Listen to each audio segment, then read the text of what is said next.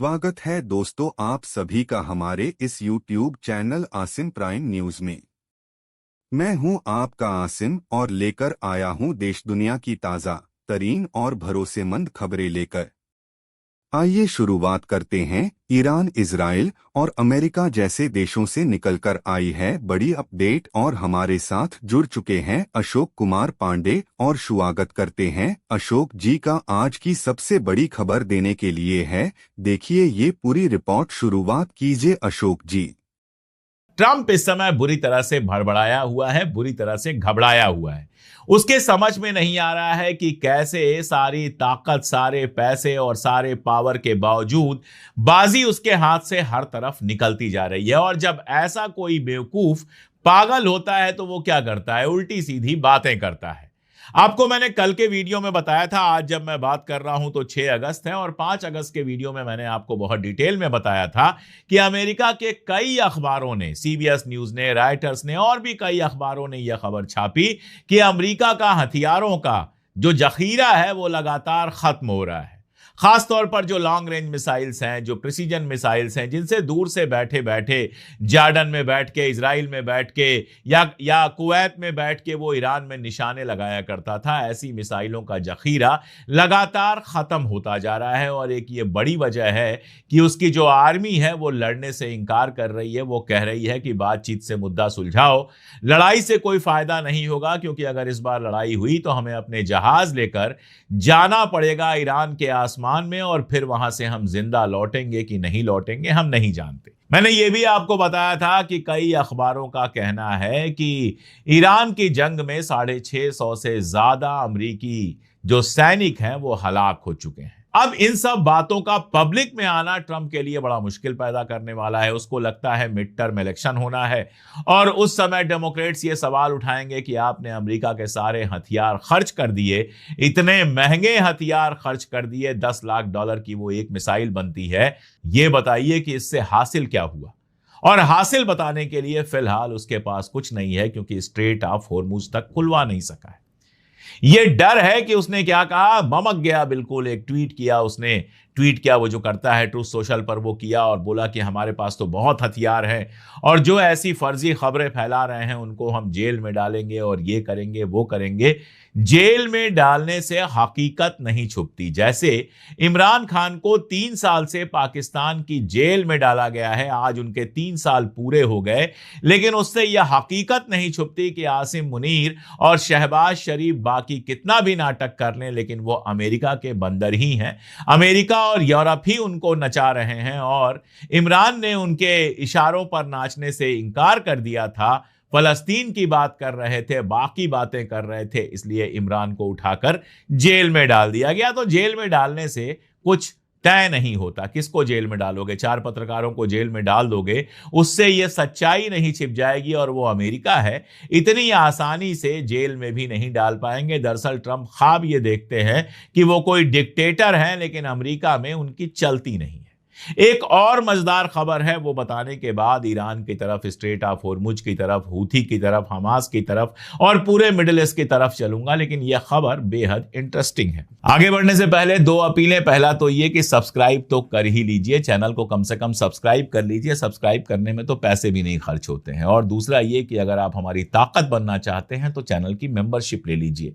एक मेंबर जुड़ता है तो हमारी ताकत कई गुना बढ़ जाती है। आप जानते हैं कि हमारे जैसे चैनल कितनी मुश्किलात में काम करते हैं और उसमें आपका ये जो सपोर्ट है हमें बड़ी ताकत देता है। कहीं नहीं जाना है, डिस्क्रिप्शन को खोल के देखिए या पहला कमेंट जो आपको दिखाई देगा उसको खोल के देखिए, उसमें लिंक दिया हुआ है, लिंक को फॉलो कीजिए और आप हमारे मेंबर बन सकते हैं। मिड टर्म इलेक्शंस के लिए वहां पर इलेक्शंस हो रहे हैं, जो प्राइमरी इलेक्शन होते हैं। प्राइमरी इलेक्शन में क्या होता है, 2 पार्टियां हैं, डेमोक्रेट्स हैं और रिपब्लिकन्स हैं। तो डेमोक्रेट्स में से कौन कैंडिडेट होगा ये चुना जाता है प्राइमरी में, या रिपब्लिकन से कौन कैंडिडेट होगा।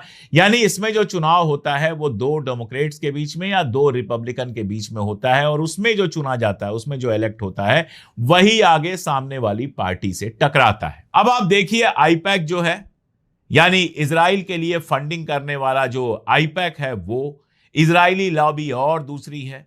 ये डेमोक्रेट्स में भी बहुत मजबूत रहे हैं और रिपब्लिकन्स में तो मजबूत हैं ही। अब डेमोक्रेट्स के बीच से लगातार प्राइमरीज में ऐसे कैंडिडेट इलेक्ट हो रहे हैं जो इजराइल के खिलाफ हैं, जिनको हराने के लिए आईपैक ने लाखों डॉलर लगा दिए, जो लगातार फलस्तीन की बात करते हैं। जैसे मैं आपको एक नाम बताऊं, राशिदा तालिब पहले भी आपने देखा है कि लगातार वहां की संसद के अंदर सवाल उठाती रही हैं। इस बार भी उनको हराने की सारी कोशिश बेकार हो गई और वो जीतकर आ गई। इसके अलावा अमेरिका में मिशिगन की जो सीनेट प्राइमरी है उसमें अब्दुल अल सईद जीते हैं। अब्दुल अल सईद पूरी तरह से फलस्तीन के फेवर में है। इनसे जब सवाल पूछा गया, एक जर्नलिस्ट ने सवाल पूछा जो जाहिर तौर पर प्रो इजरायली थी, उसने जब यह सवाल पूछा कि आप इजराइल के राइट टू एग्जिस्ट को मानते हैं या नहीं, यानी पूछने का मतलब यह था कि इजराइल को रहने का, जिंदा रहने का, वजूद में रहने का हक है या नहीं, यह सवाल पूछ के दबाया जाता है। तो इन्होंने पलट के कहा कि कभी आपने यह सवाल पूछा है कि फलस्तीन को राइट टू एग्जिस्ट है या नहीं। अमेरिका में यह बड़ी बात है। इन्होंने कहा कि इजराइल तो एग्जिस्ट करता है, इजराइल तो है, तो उसके बारे में राइट टू एग्जिस्ट की क्या बात करनी है।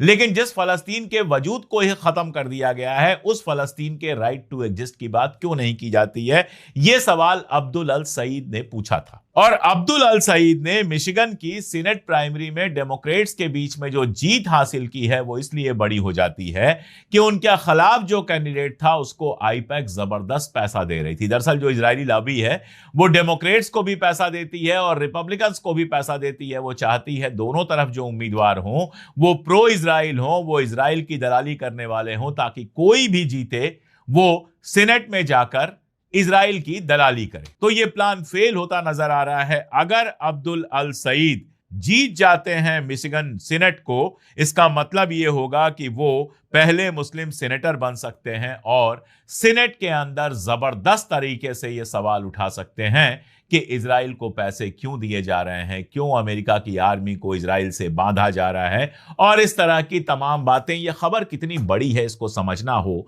तो आपको ट्रंप का वो ट्वीट, वही ट्रुथ सोशल वाला पोस्ट देखना चाहिए। आप उस पोस्ट को देखेंगे जिसमें इनको, अब्दुल अल सईद को कम्युनिस्ट कहा जा रहा है, जाने क्या क्या कहा जा रहा है, और साफ दिखाई दे रहा है कि ट्रंप अब्दुल अल सईद की जीत से कितना परेशान है। तो अमेरिका के अंदर बहुत कुछ बदल रहा है, इसीलिए मुझे यह खबर इतनी इंपॉर्टेंट लग रही है। जिस अमेरिका के अंदर किसी जमाने में प्रो इजराइल अगर आप नहीं होते थे तो आपकी पॉलिटिक्स खत्म हो जाती थी। पॉलिटिक्स में जिंदा रहने के लिए चाहे डेमोक्रेटिक पार्टी से पॉलिटिक्स कीजिए, चाहे रिपब्लिकन पार्टी से पॉलिटिक्स कीजिए, उसमें जिंदा रहने के लिए आपको प्रो इजराइली होना बहुत जरूरी था।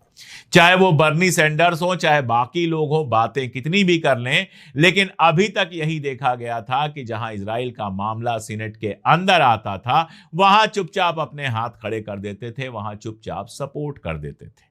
तो सीनेट के अंदर 80, 90, 95% लोग ऐसे होते थे जो इजराइल के समर्थक होते थे, इजराइल के फेवर में होते थे, इजराइल की दलाली करते थे, इजराइल से पैसे लेते थे। लेकिन ऐसा लग रहा है जिस तरह से कम डेमोक्रेट्स में एंटी इजराइल लॉबी लगातार मजबूत हो रही है, ऐसा लग रहा है कि अमेरिका के अंदर बहुत कुछ बदल रहा है। और इसीलिए ट्रंप डरा हुआ है कि अगर मिड टर्म इलेक्शन वो हारता है तो उसकी गद्दी भी जा सकती है। और इन सब का असर ईरान के साथ जो जंग चल रही थी या फिर जो बातचीत चल रही है उसमें बहुत साफ दिखाई दे रहा है।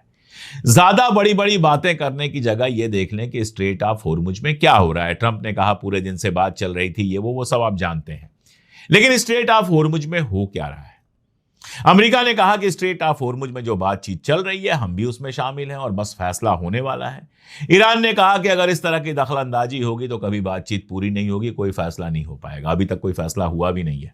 48 घंटे में जो फैसला होने की बात थी, तमाम सारी डेडलाइन दी गई थी, कभी मंगल की डेडलाइन, कभी बुध की डेडलाइन। ईरान ने उस डेडलाइन पे कोई ध्यान नहीं दिया। अपने हिसाब से वो ओमान से बात कर रहा है। और क्या बात कर रहा है? पहली बात तो ये कर रहा है कि खाड़ी में जो वो स्ट्रेट ऑफ होर्मुज है उसमें जितने आएंगे, इंटर जितने भी जहाज करेंगे उसको कंट्रोल ईरान करेगा।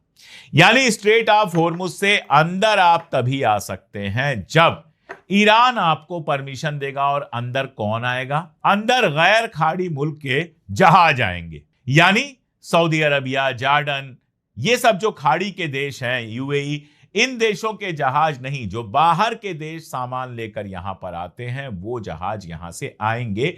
यानी बाहर से खाड़ी के अंदर क्या सामान आएगा इसका फैसला ईरान करेगा, और ईरान का कहना है कि इसके ऊपर हम 7% टोल लगाएंगे। साथ